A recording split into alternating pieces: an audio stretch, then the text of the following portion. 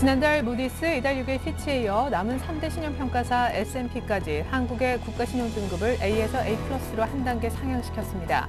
이로써 한국은 올해 3대 신평사가 모두 우등생으로 인정하는 유일한 나라가 됐습니다. 미국 연방공개시장위원회는 경제가 개선될 때까지 한 달에 400억 달러씩 모기지 증권을 매입하겠다고 발표했습니다. 제로금리 유지 기간도 오는 2014년 말에서 2015년 중반까지로 연장했습니다. 그래도 노동시장의 개선 기미가 없으면 또 다른 정책 수단을 동원하는 등 추가 조처를 하겠다고 강조했습니다. 이 같은 미 연준의 3차 양적 완화 발표에 힘입어 코스피는 넉 달 만에 장중 2,000포인트를 회복했으며 원달러 환율은 10원 이상 크게 떨어져 1,120원대 하향 테스트에 성공했습니다. 원자재 시장까지 환호하며 원유 WTI는 98달러로 넉 달 반 만에 최고치를, 금 가격 역시 1,772달러로 마감돼 7개월 만에 최고치를 기록했습니다.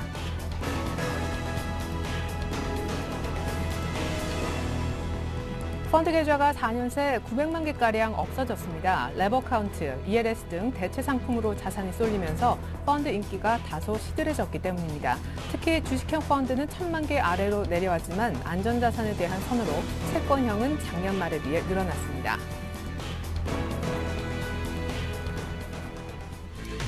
안녕하십니까. 오늘장 내일장의 최리나입니다. 지금까지는요, 수많은 이벤트 일정을 소화하느라 급급했던 시장이었죠. 하지만 지금부터는 좀 다릅니다. 결과가 다들 너무 좋아서 어떤 결과, 어떤 호재에 얼마만큼 어떻게 반응해야 할지 몰라 하는 시장입니다. 너무 올라서 대응법을 좀 몰라 하는 그런 시장이 왔다는 것이죠. 그게 바로 하루 만에 이루어졌다라는 느낌인데요. 코스피가 1950선대에서 굉장히 힘들어했었는데 오늘 바로 넉 달 만에 2,000을 보여줬습니다. Q3가 됐죠. 유럽에 이어서 미국도 돈을 풀어준 덕분에 오늘 외국인들을 많이 사주고 있고요. 뜻하지 않은 호재인 S&P에 의한 국가신용등급의 상향까지 조금 전에 있었습니다. 외국인들이 현물과 선물을 도합 1조 이상 담고 있고요. 현재 현물은 9천억 이상 순매수하고 있는데요. 프로그램 쪽에서도 1조 넘는 돈이 차익비차익 합쳐서 들어오고 있습니다. 자, 이렇게 되면 의외로 강한 장 앞으로 계속될 것 같은데 추가 상승 여력은 얼마나 될까요? 가장 안타까운 분들은 아마 어제쯤 더 이상 못 참겠다 1950에서 증권주를 던지셨던 분들이 아닐까 생각됩니다. 오늘 거의 상한가에 진입할 정도로 급등하는 분위기입니다. 증권주에 대한 대응법까지 찾아드리겠습니다. 1부에서 준비한 소식 먼저 보실까요? 네, 시장의 핫 이슈죠. 코스피 넉 달 만에 2,000포인트 뚫었습니다. SK증권의 김성욱 리서치 센터장님부터 만나보겠는데요. Q3 호재 2,000 돌파, 상승세 어디까지 이어질까요? S&P도 우리나라의 신용등급을 한 단계 올려줬습니다. 시장의 영향력 짚어보죠. 향후 변수도 체크해 볼 텐데 3분기 실적일까요? 아니면 남은 정책 이슈일까요? 자, 계속해서 S팀의 김영진 대표 만나보겠습니다. 호재성 이슈의 뜨거운 반응인데요. 언제까지 역시 시장이 이어질지 상승 여력 체크하고요. 코스피가 1950 박스권 상단을 뚫었습니다. 부담은 없을까요? 포트에서 섹터별 비중 조절 전략도 세워보겠습니다. 평택촌놈 정호영 대표님 만나서는요, 향후 시장의 키를 해외 증시로 보고 계십니다. 해외 증시와 이 연동된 우리나라 증시 시나리오별 미리 대응법 짜보겠습니다. 그리고 오늘 급등하죠. 기존 추천 종목이었었는데 HMC 투자증권 투자 전망 알아보겠습니다. 주간 5% 공략주는요, 박현상 대리가 주목하고 있는 신한지주 설명을 듣겠습니다. 끝으로 마감 전략엔 포트폴리오 시간에는 역시 동양증권 권영문 차장님이 나오실 텐데 코스피는 완전한 상승 방향으로 방향을 잡아버린 것일까요? 현재 SBS 콘텐츠 허브로 20% 넘는 수익을 기록하고 계시고 LG전자로 10% 가까운 수익을 보유하고 계신데 포트에 들어가서 종목별로 대응법도 찾아보겠습니다.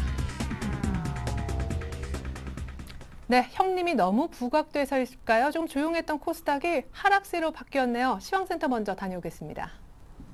시황센터입니다. 유럽과 미국의 글로벌 정책 이벤트는 성황리에 끝이 났습니다. 오늘 기대를 웃도는 미 FOMC의 이번 QE3 조치가 가세하면서 시장에는 향후 유동성 장세가 이어질 것이라는 기대감이 역력한데요. 오늘 단숨에 40포인트 이상 상승하며 1990선으로 출발한 지수는 현재 외국인과 기관 그리고 프로그램 매매까지 순매수로 행진하면서 종가 기준으로 약 4개월 만에 2,000포인트 고지를 넘어섰습니다. 현재 코스피 지수입니다. 전거래일보다 2.79% 상승한 2,005.17포인트에서 거래가 되고 있습니다. 현재 시장의 세력들은 어마어마한 물량을 끌어모으고 있는데요. 개인의 1조 원 넘는 매물은 상세된 채 프로그램 매매는 현재 9천억 넘는 순매수를 기록하고 있고요. 외국인은 9,194억 원, 기관 역시 3천억 원에 가까운 순매수를 보이면서 거래가 진행되고 있습니다. 장 초반 강세를 보이면서 7일째 상승하던 코스닥 지수는 빠르게 상승폭을 축소하고 점심시간을 지나면서 하락 반전했는데요. 대형주 위주의 장세가 이어지면서 상대적으로 중소형주가 소외되는 현상이 나타나 장중 약세로 돌아선 모습입니다. 현재 코스닥 지수는요, 전거래일보다 0.46% 하락한 518선에서 거래가 되고 있습니다. 현재 기관이 빠르게 매물을 내놓고 있는데요. 기관을 통해서 336억 원 정도의 매도 물량이 출회가 되고 있고요. 반면에 개인이 327억 원, 그리고 외국인도 소폭 매수 우위 보이고 있습니다. 환율 흐름 살펴보겠습니다. 환율은 6개월 만에 1,120원 선 아래로 하락했습니다. 미국의 FOMC의 강도 높은 3차 양적 완화에 이어서 국제 신용평가사 S&P의 한국 신용등급 상향 조정 소식까지 나오면서 달러화의 하락 압력을 강하게 받고 있는데요. 현재 환율입니다. 전거래일보다 0.91% 하락한 10원 30전 하락 중인데요. 현재 1,118원 선에서 거래가 되고 있습니다. 이어서 코스피 시가총액 상위 종목 살펴보겠습니다. 현재 삼성전자가 2.61% 강세를 보이면서 130만 원 선을 회복했습니다. 주당 34,000원씩 오르고 있고요. 133만 5천 원에 거래가 되고 있습니다. 자동차 3인방도 글로벌 경기 공조에 시원하게 달리고 있는데요. 현대차가 5.12%, 현대모비스가 3.58%, 기아차 역시 3.54% 상승하면서 7만 6천 원에 거래가 되고 있습니다. 포스코 역시 3%대 강세를 보이고 있는데요. 38만 원에 거래가 되고 있습니다. 현대중공업도 6%가 넘는 급등세입니다. 주당 15,000원씩 상승하면서 25만 9,500원에 거래가 되고 있습니다. 신한지주 역시 5% 넘는 강세를 보이고 있고요. 한국전력도 강보합권에서 24,900원에 거래가 되고 있습니다. 이어서 코스닥 시가총액 상위 종목 살펴보겠습니다. 셀트리온은 강보합권에서 29,100원에 거래가 되고 있고요. 현재 서울반도체와 다음도 소폭 상승세입니다. 안랩도 6% 넘게 급등하면서 13만 1,500원에 거래가 되고 있는데요. 반면에 파라다이스는 오늘장도 2% 넘게 밀려나면서 16,450원에 거래가 되고 있습니다. CJNM도 3% 넘게 하락하고 있습니다. SM 역시 주당 2,100원씩 하락하면서 55,300원에 거래가 되고 있고요. 젠백스도 3.67% 하락 중입니다. 인터플렉스 역시 2.71% 하락 중인데요. SK브로드밴드만 소폭 상승 중이고요. 포스코 ICT도 1% 가까운 상승세를 보이면서 7,430원에 거래가 되고 있습니다. 이어서 이 시각 특징 업종 및 테마 종목 살펴보도록 하겠습니다. 현재 의료정밀과 통신업을 제외하고는 전 업종이 상승세를 보이고 있습니다. Q3 훈풍의 IT 업종이 오랜만에 동반 강세를 보이고 있는데요. 현재 외국인과 기관이 쌍끌이 매수하고 있습니다. 삼성전자 2.69% 오르면서 133만 6천 원에 거래가 되고 있고요. SK하이닉스도 현재 4.81% 상승하면서 26,900원에 거래가 되고 있습니다. LG디스플레이가 4.81%, 그리고 LG전자와 삼성 SDI는 2%대로 상승하고 있고요. 삼성전기 역시 3.09% 오르면서 96,900원에 거래가 되고 있습니다. 조선주와 건설주 역시 경기 회복 기대감에 강세를 보이고 있습니다. 조선주 먼저 살펴보겠습니다. 현재 현대중공업은 주당 15,000원씩 오르면서 25만 9,500원에 거래가 되고 있습니다. 삼성중공업도 3.31% 상승 중이고요. 대우조선해양과 현대미포조선은 현재 6% 가까운 급등세를 보이면서 현대미포조선이 14만 3,000원에 거래가 되고 있습니다. STX 조선해양 4.46% 상승하고 있고요. 한진중공업도 6% 가까이 오르면서 13,350원에 거래가 되고 있습니다. 건설주도 살펴보겠습니다. 현재 현대건설이 3.49% 오르면서 7만 1,100원에 거래가 되고 있습니다. 대우건설도 4.48% 상승 중이고요. GS건설이 6% 가까운 급등세, 대림산업 역시 7%가 넘게 급등하면서 현재 주당 7,100원씩 상승하고 있습니다. 현대산업도 4.37% 오르면서 23,900원에 거래가 되고 있습니다. 글로벌 경기 완화 기대감과 또 국제 유가가 상승하면서 정유 화학주들도 동반 강세를 보이고 있습니다. 현재 LG화학 살펴보시면 3.67% 오르면서 32만 5천 원에 거래가 되고 있고요. S오일도 4% 넘게 강세를 보이고 있습니다. 호남석유가 5.13%, 금호석유도 3.49% 오르고 있고요. SK이노베이션이 주당 7,500원씩 상승하면서 17만 6천 원에 거래가 되고 있습니다.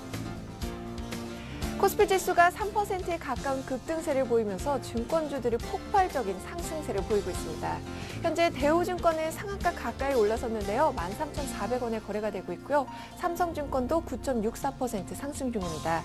우리투자증권과 현대증권 역시 11% 넘는 급등세고요. 미래에셋증권도 8.74% 상승 중입니다. 안철수 서울대 원장의 광주 5.18 민주묘지를 참배했다는 소식이 전해지면서 현재 향후 대선 출마 가능성에 더욱 힘이 실리고 있는데요. 때문에 관련주들은 또다시 급등세를 보이고 있습니다. 안내비 6.81% 상승 중이고요. 솔고바이오는 상한가 기록했습니다. 잘만테크가 7.52%, 오성사료도 11% 넘게 급등하면서 9,150원에 거래가 되고 있습니다. 박근혜 새누리당 대선 후보가 경기도 화성시 송산 그린시티 내 유니버설 스튜디오 건립사업 지원을 약속했다는 소식에 관련주가 현재 상한가를 기록했습니다. 대형 포장과 MPC 한창은 상한가 기록했고요. 이제 포스코 ICT 1% 가까이 오르면서 7,430원에 거래가 되고 있습니다. 지금까지 휴양센터에서 김혜선이었습니다.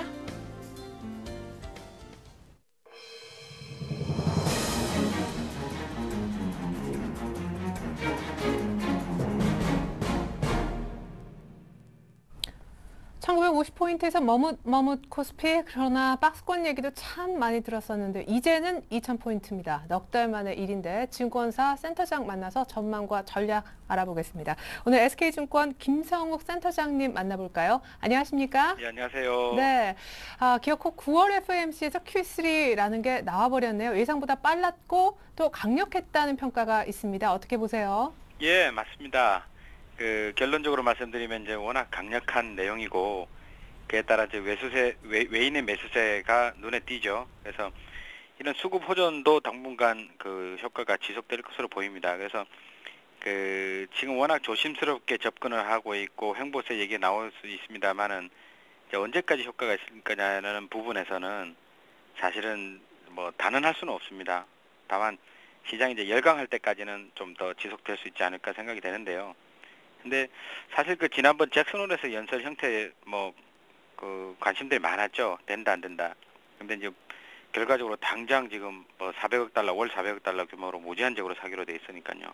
그래서 이런 특징이 좀 있습니다. 근데 최근 ECB 무제한 매입 조치하고 어제 페드의 완화 정책이 사실 굉장히 이제 공조적인 효과가 기대된다는 측면에서 굉장히 특이하고도 긍정적인 그런 해석이 가능할 것으로 예상이 됩니다. 그래서 그 결과 조금씩 등락은 있겠죠, 당연히. 그럼에도 불구하고 글로벌 증시 상승세가 앞으로도 상당 기간 이어질 것으로 보이고요. 대외 불확실성 완화 지속, 그다음에 그에 따른 원화의 강세 등 외국인 입장에서는 우리 한국 주식시장이 상당히 매력적으로 보여줄 것으로 판단이 됩니다. 예, 오늘 우리 원화값이 정말 초강세입니다. 이렇게 되면은 1115원 정도 연고점도 써내려갈 수 있겠다 싶은데 장중에 원화값의 하락 속도, 그러니까 원달러 환율의 하락 속도가 더 가팔라진다는 또 하나의 호재 뉴스가 있었기 때문이었을 것 같습니다. 이제 우리나라가 신용 등급으로 그랜드 슬램을 달성했다고요? 예, 가장 보수적인 평가 회사라고도 알려지는 S&P죠. 그래서 최근에 이런 상승을 했던 적이 없습니다. 저희 우리나라에 대해서. 네. 근데 이게 아주 오랜만에 신용등급을 올렸다는 상징적 의미가 굉장히 시장 참가자들로 하여금 아주 고무적으로 투자 심리를 많이 개선시킨 그런 결과가 났다고 봅니다.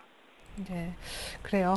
무디스, 피치, S&P까지. 그것도 하필이면 오늘. 자, 이렇게 겹호재를 맞았습니다. 코스피 2000 안착시키고 전고점은 바로 뚫어줄 것 같은데 2050이요. 향후 코스피 얼마까지 가능하다고 보십니까? 벌써 2200기가 있더라고요.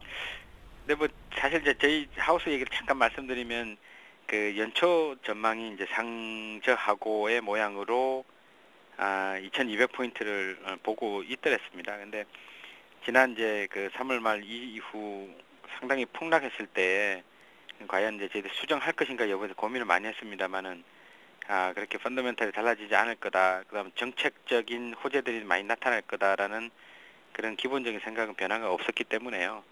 그래서 저희들은 2200포인트는 계속 유지를 하고 있습니다.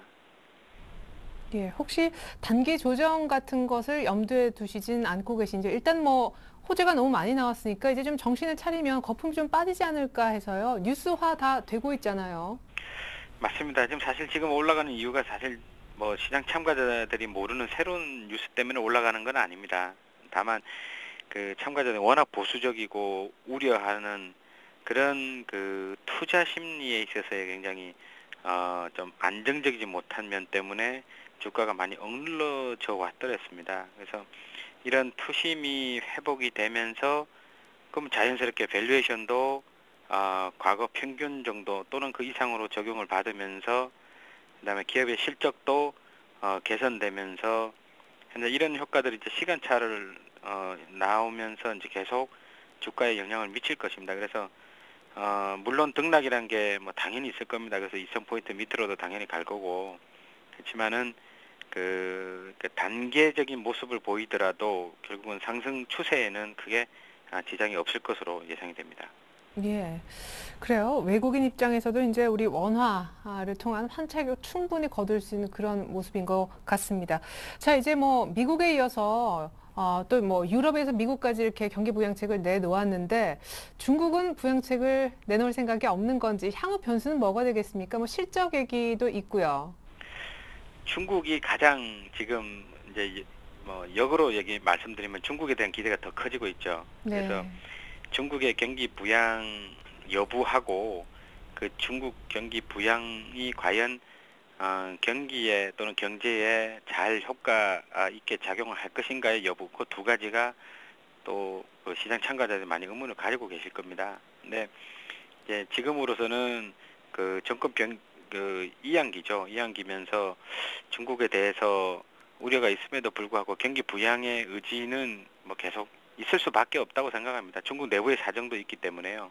그래서 경기 부양을 일으키긴 하되 그 효과가 뭐 단기간에 나타날지 부분에 대해서 의문이 많습니다만은 지금 5월달 정도부터 계속 지준 인하에다 금리 인하가 몇 번씩 이루어졌기 때문에 6개월에서 1년 사이에는 효과가 나타난다는 측면에서는 지금 보이지 않게 나타날 때가 돼 있다 초기라고 봅니다. 그래서 중국에 대해서 특별한 적이만 없으면은 오히려 이제 점차 중국이 오히려 호재적인 역할을 좀 할 수도 있다라고 그 중국 부분 또 조심스럽게 저희들 또 조금 긍정적으로 해석을 하고 있습니다. 예. 일단은 뭐 돈을 풀었으니까요. 실물 지표에서 이제 그것이 드러나야 좋을 텐데 전체적인 변수로는 향후 어떤 변수들을 보고 계신지 궁금하네요. 일단 정책적으로 그 알 수 있는 내용들은 뭐 상당히 나왔다고 보여집니다. 그래서 네. 다만 이제 그게 이제 실물 경제로 이어지면서 이제 숫자상으로 그 경제가 좋아지면서 결국은 그 좋아지는 경제가 기업의 실적 호전으로 이어지는 그런 그 자연스러운 뭐 모습을 볼 수 있느냐가 여부가 될 텐데요. 근데 뭐 구조적으로 경제가 좋아지면 숫자가 기업 실적이 결국은 좋아지기 때문에요. 그래서 뭐 사실 투자 심리가 단번에 회복되는 것을 기대하는 것 자체가 무리입니다. 그렇지만은 그 앞서 말씀드린 대로 점차 뭐 순차적으로 좋은 효과들이 계속 나오면서 모르는 것이 아닌 다 아는 이유로부터 주가 상승이 이루어질 것으로 예상이 되고요. 다만 리스크 요인이 없을 수는 없습니다. 미국의 대표적인 건 미국의 이제 재정 절벽에 대한 얘기인데요. 근데 이거는 주가가 조금 더 오른 상태에서 시간적으로도 좀 뒤에 좀 나타나지 않을까. 그리고 이제 그 국제 유가 부분도 적정 수준까지는 호재입니다만은 아시다시피 적정 이상 뭐 예를 들면 120불이라든지 WTI 기준입니다만 그런 경우에는 또 우려되는 점도 있긴 있습니다만 당장은 주가가 오른 상태에서 나타나는 문제가 아닐까 그렇게 생각을 합니다. 예, 그렇군요. 미리 걱정할 필요는 없을 것 같아요. 일단 풀린 돈들이 위험 자산으로 베팅이 이제 시작이 된 모습인데요. Q3 유동성장 대비할 수 있는 투자 전략 부탁드리겠습니다.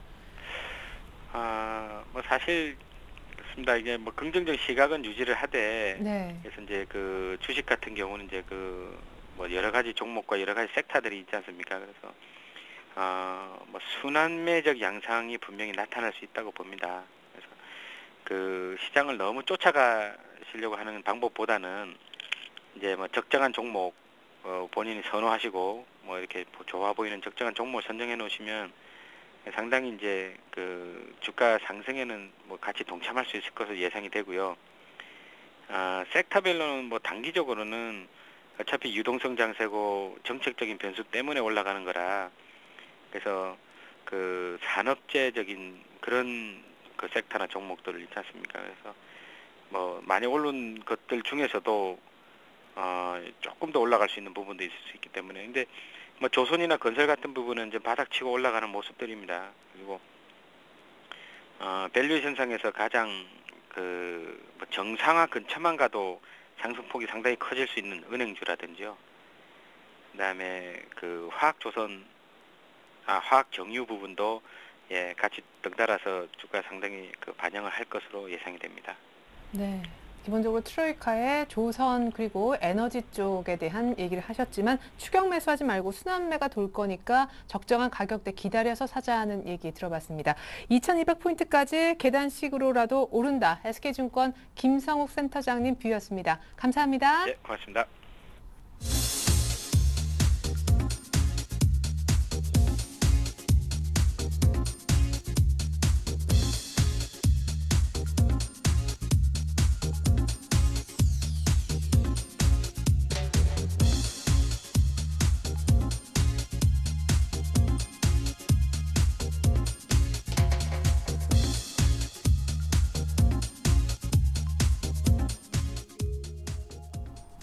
네, 오늘은 이 가운데 SPM 김영진 대표님 만나보겠습니다.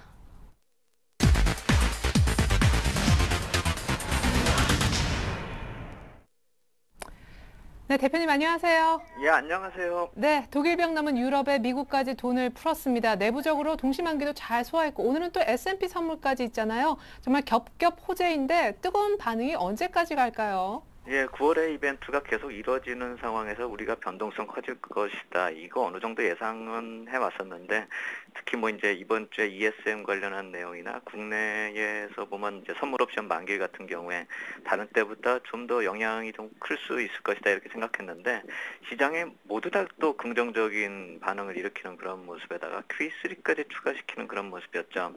예상을 뛰어넘는 결과다 이렇게 봐야 될 것 같고요. 한 가지 우리가 이런 과정을 겪으면서 좀 간과하고 있었던 것이 투자 심리 때문에 모든 것을 좀 정확히 보지 못했었던 면이 있었지 않나 하는 생각이 듭니다. 특히나 우리가 그 미국 쪽에서의 움직임을 너무 좀 쉽게 봤었는데요. 그 재무장관 가이트너 행보가 우리가 별로 이렇게 거의 이제 거론이 못했었던 그런 사람이라고 생각이 되고, 그분이 22하고 독일 방문을 7월 말이나 8월 초에 했을 때 보통 사람들은 메르켈 총리가 여름 휴가 간 거에 대해서 포커스를 맞췄었죠. 그 이후부터 가이트너 장관하고 22 독일하고의 그 회담 이후에 드라기 총재 강력한 그 발언이 나왔었고, 계속 22하고 FRB의 공조로 이어지는 상황, 이 점을 좀 봐야 될 것 같습니다. 이게 왜 제가 이 말씀을 드리냐면은 작년 12월 초에 가이트너 장관이 유럽 방문 이후에 22의 그 LTRO 그 정책이 실제로 이어졌다는 점, 바로 그 크리스마스 부근에서 나타났었죠. 그 점하고 거의 맥락이 같다라는 그 말씀을 드리는 것이고요. 그렇다고 한다면 전체적으로 시장에 흘러가는 모습 자체도 아마 그 작년 12월 초부터의 모습하고 비슷하지 않게 흘러가지 않을까, 전 그렇게 생각이 된다 이렇게 말씀을 드리겠고요. 공교롭게도 이렇게 비슷한 정황이었는데 시장의 투자 심리가 위축되었었기 때문에 이것을 정확히 또 확대 해석하지 못했던 것 같다 이렇게 생각이 들고요. 어찌되었건 미국을 보면은 지표도 호전되었고 나스닥 같은 경우는 상당히 많이 올라 있죠. 다우지수 같은 경우는 금융 위기 이후에 최고치지만 나스닥 같은 경우는 뭐 거의 2007년 이후에 거의 최고치를 기록하고 있는 그런 모습을 기록하고 있고요. 이런 모습이 우리나라 쪽에도 계속 긍정적으로 영향을 미칠 수 있을 것이다라고 생각이 드는데, 이제 저것을 또 얘기를 하더라고요. 미 달러가 약세를 이제 보이게 될 경우에, 어젯밤에도 바로 유로 강세로 들어가고 달러 약세로 돌아서는 그런 모습 보였었는데 그렇게 환율 쪽을 건드려 놓으면은 중국의 조치가 좀 더 빨라질 수 있지 않을까. 그러니까 중국 쪽에서 정책을 실시하고 싶지 않아도 결국 유동성 관련된 그런 모습을 환율 쪽에서 건드리는 그 부분을 막기 위해서 또 조치를 취하지 않겠느냐. 그렇다면 주식시장 쪽에서는 중국의 공조도 한번 기대해 볼 수 있지 않을까 하는 그런 시각도 한번 생각해 볼 필요 있어 보이고 그렇기 때문에 또 한번 중국 쪽을 돌아보게 하는 상황이다. 이렇게 말씀을 드리겠습니다. 네, 미국, 유럽 공조에 중국까지 가세한다면 정말 금상첨화일 것 같은데 일단 기술적 분석 들어보고 싶습니다. 지난주 단기 하락 추세에서는 일단 스탑을 걸고 오늘 2,000포인트까지 와버렸네요. 네, 그렇습니다. 이제 1950포인트 이하로 내려오길 기다리면 안 됩니다. 이렇게 되면은요. 그 흐름상으로 놓고 봤을 때는 이제는 1950포인트가 박스권 상단으로 작용이 돼야지 그리고 지지선으로 작용이 돼야지 이것 아래로 내려가서 매수를 하자 이렇게 말씀은 드릴 수가 없을 것 같습니다. 지난주에 제가 1차적으로 저항선을 하나 돌파했다 이렇게 말씀을 드렸었던 게 8월 17일 이후에 그 거래 일수로 한 15일 정도 되는 그 하락 추세를 벗어났다 이 말씀을 드렸었는데 바로 그 추세선을 이탈하고 나서 전고점까지 돌파할 것이다. 이렇게 예상하기는 좀 힘들었었던 게 사실입니다. 하지만 이제 그 1950포인트의 그 상단 박스권을 돌파했기 때문에 이제는 돌파된 박스권의 저항은 이젠 지지선이 돼야 된다. 이 관점으로 보고 1950포인트 근접할수록 주식을 매수해서 주식 비중을 늘려야 된다. 이렇게 생각이 되고요. 올해 3월의 고점 2057포인트 우리가 찾아볼 수 있는데요. 이 57포인트를 기록하고 내려올 때 패턴이 헤드앤숄더 패턴으로 급락을 했었는데요.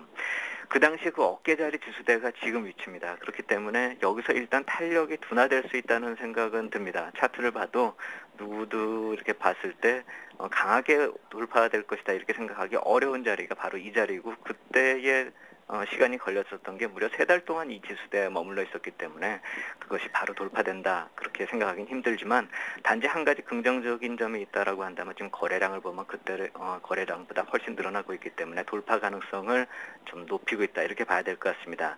또 하나 좀 탄력은 둔화될 수 있지만 7월 이후의 상승 패턴은 어떻게 보느냐에 따라서 틀릴 겁니다. 만약에 이걸 N자형으로 한번 생각을 해본다면요. 그 1758포인트 7월 말부터 이 8월 중순까지 1964포인트까지 올라왔기 때문에 210포인트가 올라온 상승인데 그것이 이번 조정에 한 1870포인트까지 내렸었기 때문에 똑같이 한 210포인트 적용을 한다라고 한다면 2080포인트 정도가 나옵니다. 그렇다면 지난번 고점 2050포인트대를 조금 더 넘어서는 상승까지도 나올 수 있지 않을까. 물론 그건 중기적인 관점이 되겠고요. 당장에는 약간 탄력이 둔화될 수 있다는 점 한번 생각을 해봐야 될 것입니다.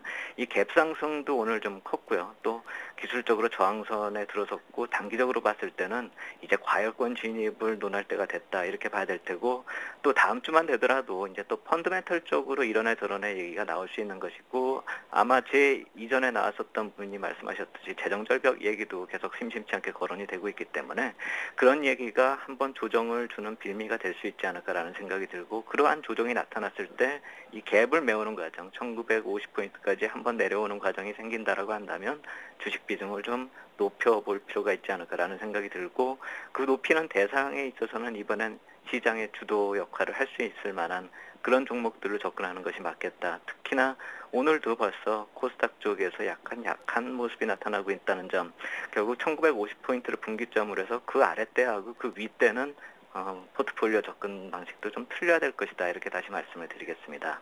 예, 그러니까 탄력도나 갭 메울 때 주식 비중을 확 늘려보자. 이제 1950 밑으로 기다리면 안 된다라고 하셨습니다.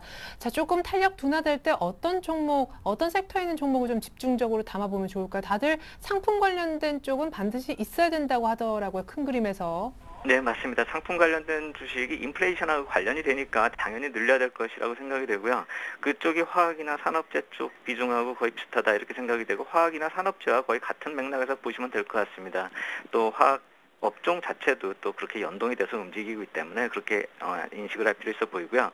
지금 그림의 포트폴리오가 나오고 있는데 현금을 좀 많이 늘렸죠. 이번 주 초에 1950포인트에 늘리겠다라고 한 거를 감안해서 저렇게 늘렸는데 만약에 시장이 좀 하락을 해준다라고 한다면 IT 쪽으로 조금 늘려서 한 20% 그리고 화학산업재 쪽 방금 전에 아까 앵커님께서 말씀하셨듯이 그쪽을 좀 주도적으로 늘릴 필요가 있겠다. 원자재 관련된 그런 업종이나 종목들로요. 그렇게 해서 화학산업재를 한 25%까지 늘리고요. 또 하나는 필수 소비재 같은 경우는 반대가 될 겁니다. 아마 좀 악영향이 미칠 수 있다라고 생각이 되는데 특히나 음식료 업종 같은 경우는 좀 악영향이 미칠 수가 있죠. 인플레이션하고 좀 반대되는 입장에서 놓고 본다면 필수 소비재는 오히려 낮추겠다 이렇게 말씀을 드리겠고 그동안 거들떠보지 않던 금융주 쪽, 우리 쪽도 한번 생각을 해볼 필요가 있다라고 생각이 됩니다. 경기 관련주, 금융주도 기본적으로 있는 것이고 어제 미국 시장을 보더라도 힌트를 얻을 수 있을 것입니다. 만약에 1950포인트까지 내려온다라면 금융주 한번 추가로 늘려볼 필요 있겠다라고 생각하고 그동안의 현금 비중을 40%나 50% 정도로 유지가 되어 왔었는데 1950포인트까지 다시 온다면 현금 30% 정도로 줄여가면서 주식 비중을 좀 높여보겠다 이렇게 말씀을 드리겠습니다. 네, 잘 들었습니다. 단 음식료는 비중 축소 예상을 해주셨습니다. 지금까지 SPM 김영진 대표님 분석이었습니다. 전략 감사합니다. 감사합니다.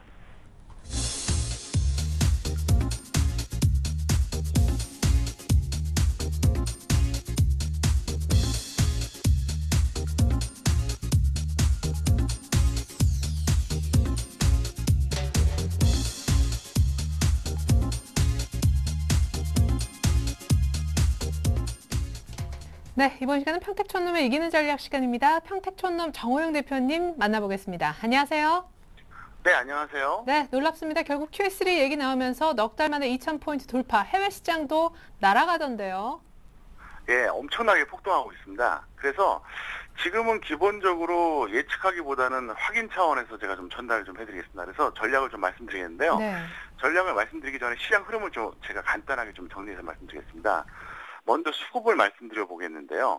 이 시간 현재 프로그램 매수가 무려 1조 1,000억입니다. 그리고 코스피에서 외국인 순매수가 1조 원이 넘었어요. 그래서 현재 그 프로그램 매수야 나중에 좀 부담스러운 어떤 이런 걸림돌이 되겠지만 외국인의 매수로 봤을 때는 엄청난 상승이죠.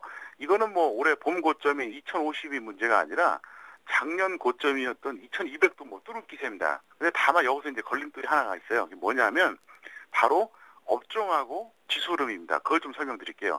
아마도 대다수의 분들은 지수의 등락 그리고 대충 수급 정도까지는 체크할 텐데 업종하고 지수는 아마 체크를 못 하실 겁니다. 그래서 그걸 좀 설명드리겠는데 어쨌든 현재 그 외국인의 그 코스피 순매수와 프로그램 순매수를 감안했을 때 현재 지상승은 뭐 이건 충분히 가능한 거고요.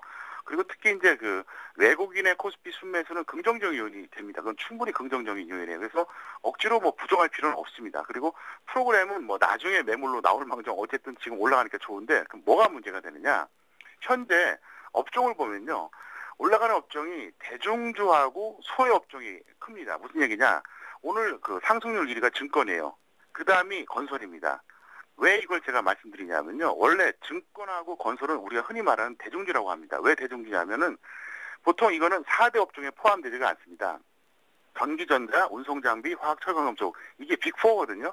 이게 제조업의 빅4고 그다음에 증권하고 건설은 이제 일종의 그 개인들이 좋아하는 대중주들인데 원래 대중주는 어떤 때 움직이느냐 두 가지 경우가 있습니다. 하나가 뭐냐면은 지수가 절대 저점일 때 투기적으로 한번 크게 오른 수가 있어요. 그 대표적인 사례가 1998년이었습니다.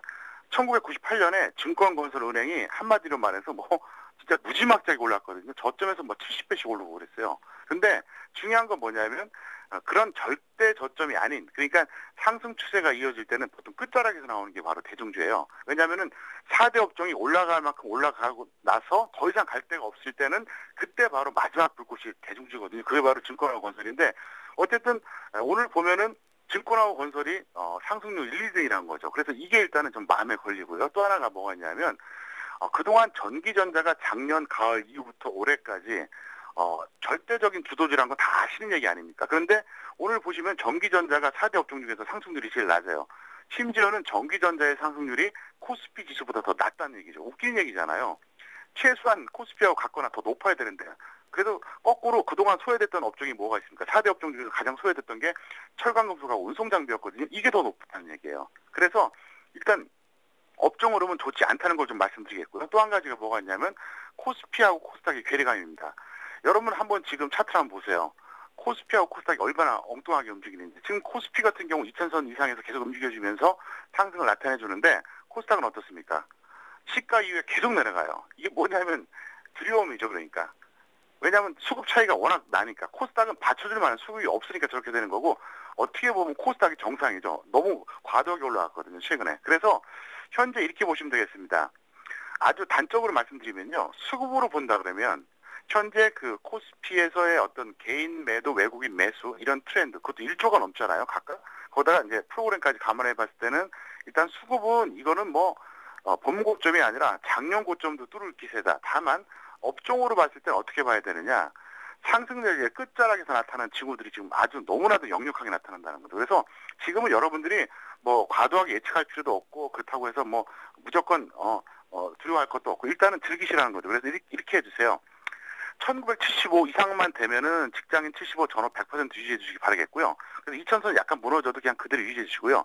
1975가 만약에 이탈되면 점점점 25%씩 낮춰주시면 되겠습니다. 그래서 일단 오늘을 기준으로 이렇게 말씀드리겠고요. 월요일은 제가 다시 이 기준 좀 높일 생각입니다. 그래서 일단은 이렇게 해주시겠고요. 그 다음에 해외 증시하고 한국 증시 시나리오를 간단하게 정리해드리면 해외 증시가 만약에 상승 추세가 유지가 될 경우에 우리나라는 단기 상승 후에 이제 박스권 횡보인데 이미 제가 볼 때는 단기 상승이 거의 왔기 때문에 아마도 박스권 횡보하지 않을까 이렇게 보고 있겠고요.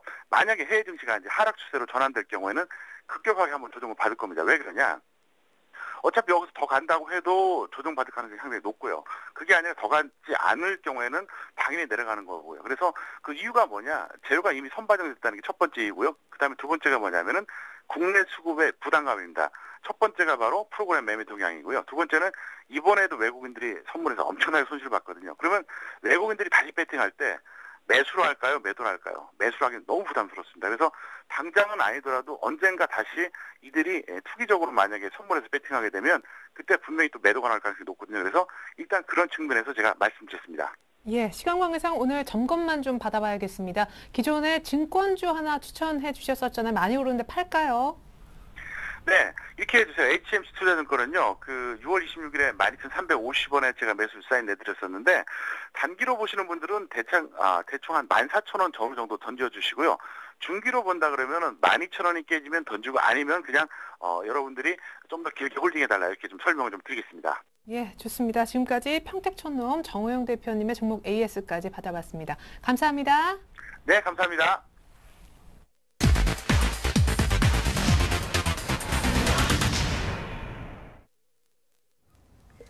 주간 5% 정도의 수익률이 기대되는 종목을 추천받습니다. 주간 5% 공략주 시간인데요. 먼저 종목 흐름부터 확인합니다.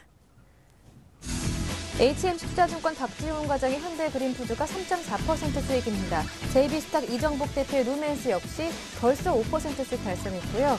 아이러브스탁 전진우 팀장의 프리엠스 이번 주 수요일 추천받은 종목인데요. 아직은 매수가 부근 1% 정도 수익입니다. 이어서 지난주 목요일 받았던 리딩투자증권 윤정훈 주임의 인터플렉스는 이번 주 화요일 손절 처리됐고요. 마지막으로 동양증권 박현상 대리의 지난주 금요일 종목 LG가 현재 3% 수익 중입니다. 네, 이 가운데 오늘은 동양증권 박현상 대리 만나봅니다. 안녕하세요. 네, 안녕하세요. LG 지난주 금요일 추천 종목이었는데요. 목표가 거의 다 왔습니다. 축하드립니다. 고맙습니다. 일단 뭐 지난주 AS부터 같이 말씀드리자면은 LG야 뭐 LG화학이라든지 LG전자 같은 자회사들 실적이 좋기 때문에 일단 차트도 우상향으로 틀었고 한 번 정도는 위로 비트할 수도 있을 것 같다. 목표가 67,000원을 제시를 해드렸는데요. 오늘 거의 찍었다가 뭐 만밖에 도달하지 못했지만은 일단 들고 계신 분들은 홀딩을 말씀을 드릴 수가 있겠고 만약 67,000원이 강하게 뚫을 것 같을 경우는 반 정도는 매도하시고 반 정도 물량을 계속 들고 가는 전략까지 추천을 드릴 수가 있겠습니다. 금일 같은 경우 저뿐만 아니고 다른 분들이 지금 엄청나게 많이 시장에서 얘기를 해주셨을 거라고 좀 생각이 들어요. 오늘 같은 경우가 굉장히 분수령이 될 것 같은데 아시다시피 시장이 지금 어떻게 보면 굉장히 큰 상승을 위한 대세 상승 초기 단계에 진입했었을 가능성이 굉장히 높다. 그렇죠. 100%는 아니고요. 일단은 향후 다음 주까지 좀 추세를 지켜보긴 해야겠지만 오늘까지 모양은 굉장히 좋다라고 판단을 드릴 수 있겠습니다.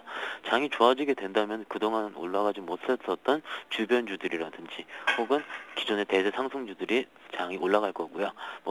지난주까지는 코스닥 주식들을 추천을 해드렸었는데 이번 주 같은 경우는 아시다시피 대형주를 추천드리고요. 오늘의 종목은 신한지주입니다.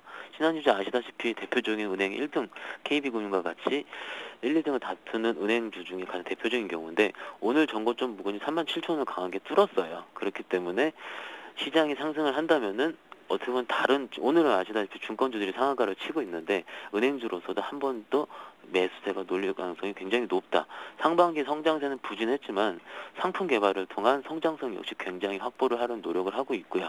시장이 상승하게 된다면은 순환매로서 은행주 역시 같이 갈 가능성이 굉장히 높고 오늘 기관 수급이 탁월한데 최근 4일 연속 외국인이 매수세를 돌아가서 보면은 일단은 추가 상승 역시 충분히 가능하다 말씀드릴 수가 있겠고요. 매수가로는 오늘 종가로 말씀드릴 수가 있겠고 목표가로는 전고점 부근이 아닌 200일선이 걸려있는 부분인 4만원 그리고 손절가로는 오늘 올라가기 시작한 가격 즉 36,000원 부분이 깨지게 되면 과감하게 손절하신 전략까지 같이 추천해드릴 수가 있겠습니다. 네, 오늘의 5% 공략 종목은 신한지주였습니다. 고맙습니다. 네, 감사합니다. 지금까지 주간 5% 공략주 김보람이었습니다.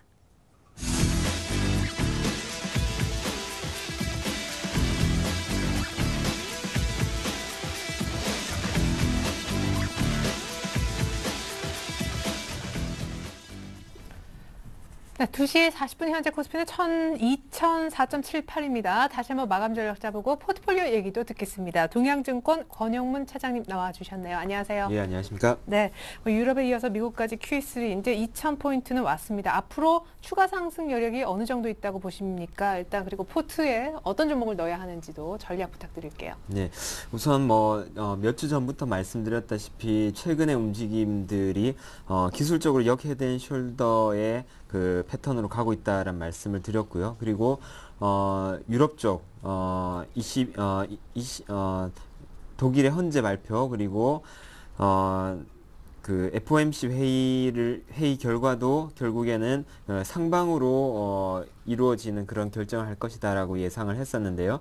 그대로 그 상방으로 가게 되는 결과를 내놓음으로 인해 가지고 결국에는 역헤드앤숄더의 오른쪽 어깨 완성 이후에 지금 상승 쪽으로 추세를 다시 잡고 있습니다.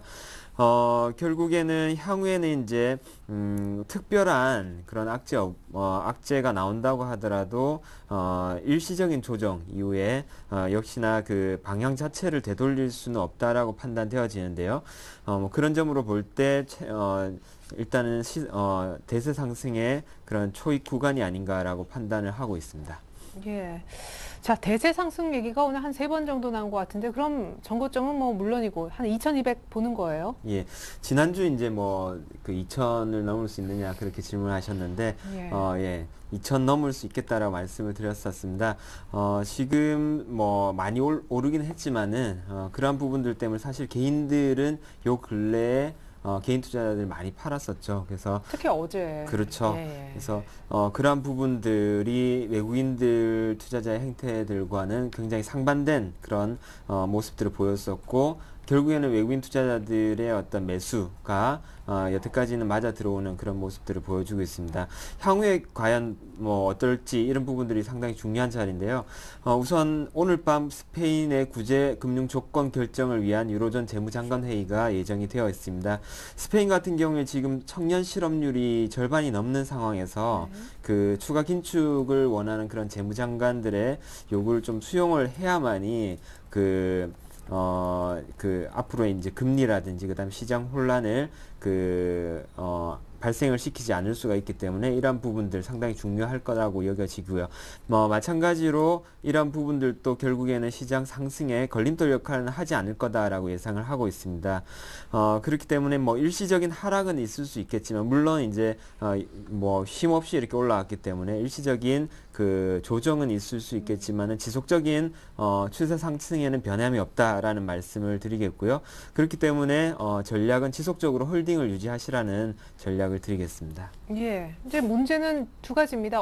아까 이제 얘기하셨듯이 다 파신 분들 언제 들어가나라는 거하고 이제 어느 쪽에 포커스 리포트에 조금 무게를 더 둘 거냐 짧게 한 말씀 부탁드릴게요. 예, 사실 지금 상승 추세 속에서 현금만 다 팔고 현금만 가지고 있다라는 건 상당히 심리적으로 불안한 국면일 텐데요.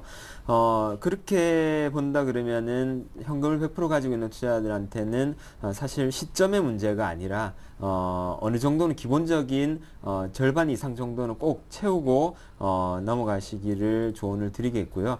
뭐 사실 조정을 받을 때까지 기다리게 된다라면은 사실 기다린 조정 안 줄 가능성이 높습니다. 상승 추세의 특징인데요.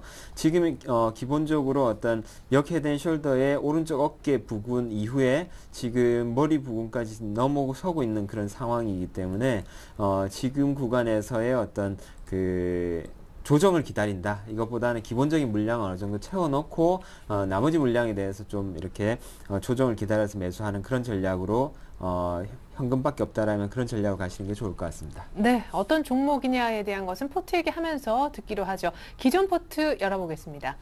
이미 물량이 50% 이상 많이 채워져 있는 권영문 차장님 포트가 나가고 있죠. 현금은 10%밖에 없었고요. LG전자 40%, SBS 콘텐츠허브 35%, 에이텍솔루션은 굉장히 가볍게 실려 있었군요. 누적 수익률을 보여드리겠습니다. LG전자 어제에서 오늘까지 10% 가까운 수익이고요. SBS 콘텐츠허브가 목표가를 이미 넘어섰습니다. 6532 계속 급등해서 축하드릴게요. 예, 감사합니다. SBS 콘텐츠허브 같은 경우에 지금 목표가를 넘어서는 순간 넘어섰고요. 그래서 목표가를 17,850원으로 상향을 하도록 하겠습니다. 네. 제가 처음에 이제 이 종목을 추천할 때 말씀드렸다시피 모회사의 SBS 확고한 콘텐츠 경쟁력이 있는 상황에서 최근 들어서 언론을 통해서 많이 보시겠지만 LTE라든지 이런 부분들 무선 통신망의 변화가 빠르게 일어나고 있죠. 그래서 스마트 기기로의 플랫폼 확대와 그리고 콘텐츠 유통 시장 확대에 대한 그런 수혜를 다 볼 수 있다라는 점, 그리고 한류 열풍에 따라서 어떤 일본보다는 확실하게 적은 그런 드라마 제작 비용이 들기 때문에 해외 시장 통한 성장의 모멘텀이라는 날개까지 갖췄다라는 점에서 이러한 부분들이 주가에 반영이 되면서 상당히 추세 좋습니다. 매수가 13,250원 대비해서 상당 부분 지금 수익이 나 있는 20% 넘는 수익이 나 있는 상황인데요. 목표가를 15,700원에서 17,850원을 상향하도록 하겠습니다. 손절가 12,300원은 이제는 깨기 힘든 자리가 아닌가라고 판단되어집니다. 네, 이어서 LG전자 한번 볼까요? 어제부터 신호가 또 나왔어요. 예, 지난주 시가총액 상승 대형 종목 위주로 해서 오른쪽 어깨, 역 헤드앤숄더의 오른쪽 어깨 만들어지면서 상방으로 틀 가능성이 있다라는 점에서 비중을 넓혔었는데요. 상당히 유효했던 것 같습니다. LG전자 지금 40% 비중으로 포함이 되어 있는데 역시나 목표가 78,700원까지 지속적으로 홀딩하시면서 상승에 대한 부분들을 공유하시길 바라겠습니다. 네, 좋습니다. 완성본 한번 볼까요? 우리 권영무 차장님의 완성된 포트폴리오입니다. 자, LG전자에다가 SBS 콘텐츠허브, 에이텍솔루션 그대로 홀딩인데요. 비중 종목 변화 없죠? 가격이 좀 변했습니다. SBS 콘텐츠허브 목표가보다 2,000원 정도 더 상향해서 안 팔겠다 하셨습니다. 현재 수익이 20% 넘고 LG전자도 계속 홀딩하시면 좋겠습니다. 자, 오늘 긴급 AS가 하나 들어와서 쪽지 내용 대신 전달을 해드리겠습니다. 수요일 이 시간 함께 해주시는 우리 텐스탁의 이광호 팀장님께서요. 조정 대비용으로 JC를 이번 주 수요일 날 말씀하셨었는데 15% 정도로 요거 팔겠다고 하십니다. 어제 오늘 약간 급락도 있고 손절가도 터치했기 때문에 JC 빼겠다라는 얘기 이광호 팀장님 대신해서 전해드렸습니다.